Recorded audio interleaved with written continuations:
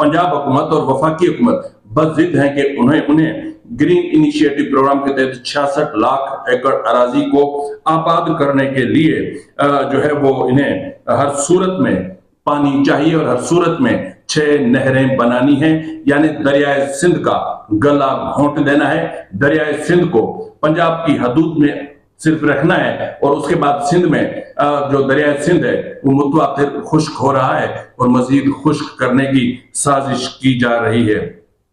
इस वक्त तक जो सूरत सामने आई है उसके मुताबिक मजमूई तौर पर इस मंसूबे के लिए 211.34 अरब रुपए मुख्तस किए जा चुके हैं और इनमें से 174 बिलियन रुपीस एलोकेट भी किए जा चुके हैं और ये सूरत इंतहा से ज्यादा खतरनाक है।